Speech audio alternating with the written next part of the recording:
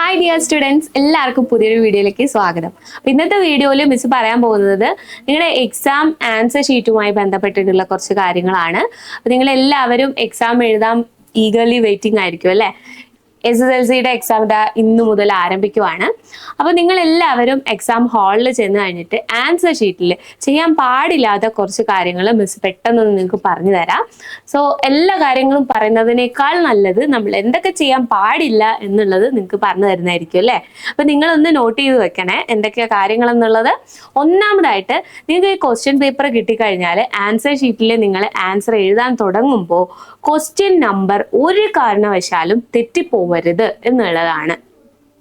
അപ്പോൾ question number തെറ്റിക്കഴിഞ്ഞാൽ നിങ്ങൾ ആ ആൻസർ എത്ര കറക്റ്റാക്കി എഴുതിയാലും ക്വസ്റ്റ്യൻ നമ്പർ തെറ്റിപ്പോയാലോ മാറിപ്പോയാലോ ഒക്കെ നിങ്ങൾക്ക് ആ ഒരു മാർക്ക് നഷ്ടപ്പെടുന്നതാണ്.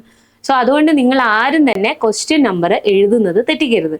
ഇനി രണ്ടാമത്തെ കാര്യം എന്ന് പറയുന്നത്, ഈ ക്വസ്റ്റ്യൻ നമ്പർ നിങ്ങൾ എഴുതുമ്പോൾ ശ്രദ്ധിക്കുന്ന പോലെ തന്നെ ഓരോ ക്വസ്റ്റ്യനും എത്ര മാർക്കാണ് എന്നുള്ളതും കൃത്യമായിട്ട് നോക്കണം.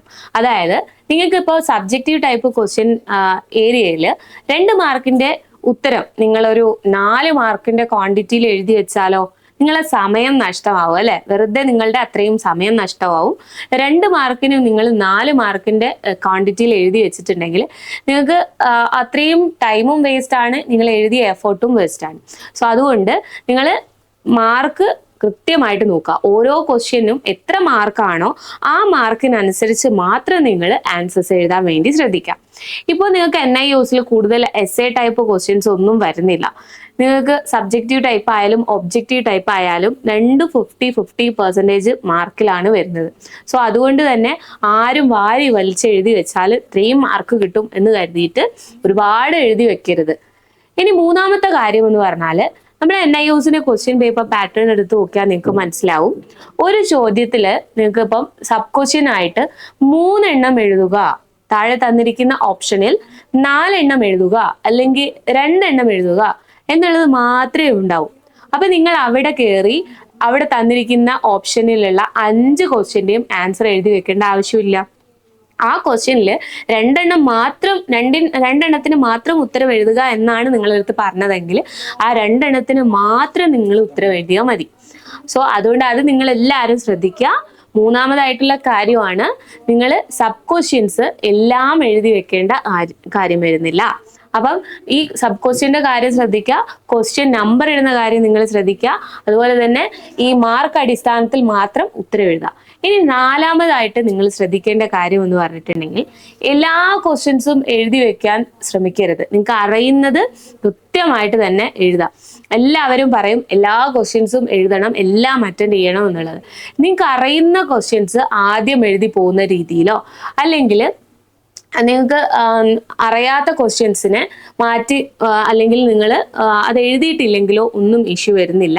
പക്ഷെ നിങ്ങൾ മാക്സിമം ശ്രമിക്കുക, ക്വസ്റ്റ്യൻ പേപ്പറിൽ ഇപ്പോൾ ഒരു 30 ക്വസ്റ്റ്യൻ നിങ്ങൾക്ക് ഉണ്ടെങ്കിൽ അതിൽ ഒരു 25 ക്വസ്റ്റ്യൻ നിങ്ങൾക്ക് അറിയുന്നതാണ്, 5 ക്വസ്റ്റ്യൻ നിങ്ങൾക്ക് ഒന്നും അറിയില്ല എന്നുണ്ടെങ്കിൽ നെഗറ്റീവ് മാർക്കിംഗ് രീതി ഒന്നും ഇവിടെ ഇല്ല.